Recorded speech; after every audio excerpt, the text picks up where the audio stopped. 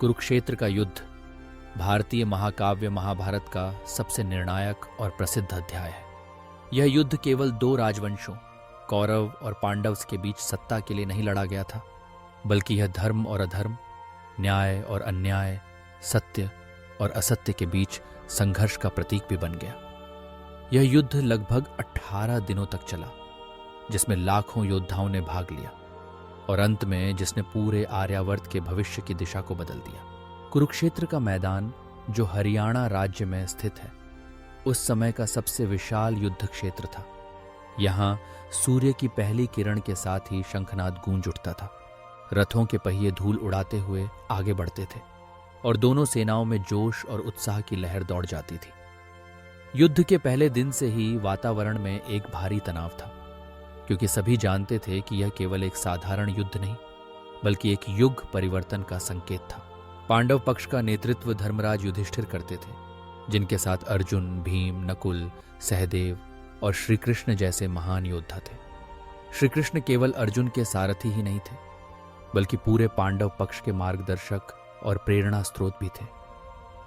दूसरी ओर कौरवों की सेना का नेतृत्व दुर्योधन और उनके सेनापति भीष्म पितामह कर रहे थे। भीष्म, जिनकी प्रतिज्ञा थी कि वे जब तक स्वयं चाहेंगे तब तक मृत्यु उन्हें छू भी नहीं सकती। उनके अलावा द्रोणाचार्य, कर्ण, अश्वत्थामा, शकुनी और अन्य महान योद्धा कौरव पक्ष की शक्ति थे। युद्ध के चौथे दिन का वर्णन करते हुए यह स्पष्ट होता है कि अब तक दोनों पक्षों के बीच गहरा असंतोष, आक्रोश और प्रतिशोध की भावना अपनी चरम सीमा पर पहुंच चुकी थी। पहले 3 दिनों में पांडवों और कौरवों के बीच लगातार टकराव हुआ, जिसमें कभी एक पक्ष प्रबल दिखा तो कभी दूसरा। चौथे दिन का आरंभ भीषण गर्जना और युद्ध घोष के साथ हुआ। अर्जुन, पांडवों के सबसे प्रमुख धनुर्धर, इस दिन विशेष रूप से सक्रिय रहे। उन्होंने कौरव सेना के कई महत्वपूर्ण योद्धाओं को परास्त किया और उनके रथ का मार्ग जहां जहां गया, वहां वहां कौरव सेना में भगदड़ मचती रही। इस दिन की एक प्रमुख घटना भीष्म पितामह और अर्जुन के बीच की भयंकर भिड़ंत थी। भीष्म, जिन्होंने अपने जीवन में कभी अधर्म का साथ नहीं दिया, कौरव पक्ष में रहकर भी अपनी निष्ठा और मर्यादा का पालन करते रहे। अर्जुन, जिन्होंने अपने गुरु द्रोणाचार्य और पितामह भीष्म के सामने युद्ध करने की अनिच्छा व्यक्त की थी, श्री कृष्ण के उपदेश के बाद अब युद्ध भूमि में पूर्ण समर्पण के साथ डटे हुए थे। श्री कृष्ण ने अर्जुन को यह समझाया था कि युद्ध केवल व्यक्तिगत द्वेष का विषय नहीं, बल्कि धर्म की स्थापना के लिए आवश्यक है। युद्ध के चौथे दिन अर्जुन ने कौरव सेना के कई महारथियों को घायल कर दिया। उनके तीरों की वर्षा से कौरव सेना में हाहाकार मच गया। वहीं भीम भी अपनी गदा के प्रहार से कई कौरव योद्धाओं को धराशायी कर रहे थे। भीम की प्रचंड शक्ति और आक्रोश का कोई मुकाबला नहीं कर सकता था। कौरव पक्ष की ओर से कर्ण और अश्वत्थामा ने मोर्चा संभाला, लेकिन अर्जुन और भीम की जोड़ी के सामने वे भी टिक नहीं सके। इस दिन युद्ध के मैदान में रक्त और आंसुओं की नदियां बह रही थीं। सैकड़ों रथ, घोड़े, हाथी और पैदल सैनिक मारे जा चुके थे।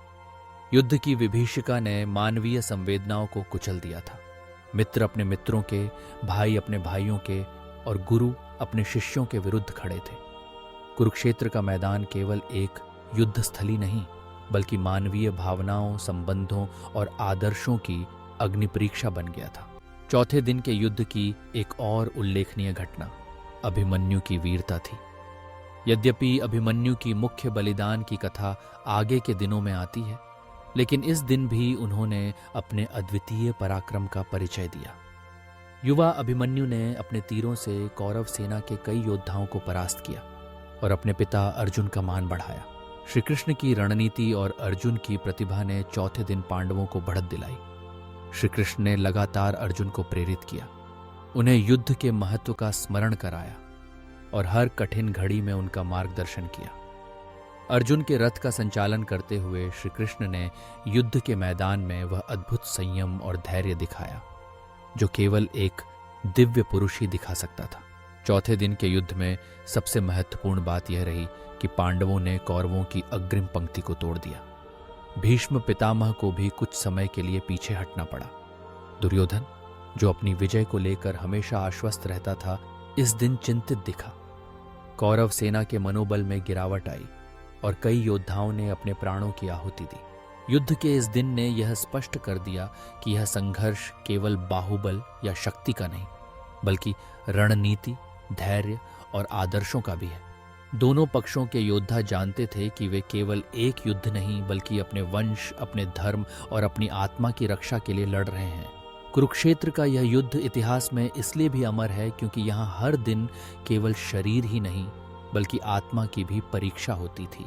अंत में चौथे दिन की समाप्ति के समय युद्ध भूमि पर एक गहरा सन्नाटा छा गया। घायल योद्धाओं की कराह, मृत सैनिकों की निःशब्दता और जीवित योद्धाओं की आंखों में अगले दिन की चिंता, ये सब उस शाम के वातावरण में स्पष्ट थे। दोनों पक्ष जानते थे कि आने वाले दिन और भी कठिन होंगे और अंतिम विजय उसी की होगी जो न केवल बाहरी बल्कि आंतरिक युद्ध भी जीत सकेगा।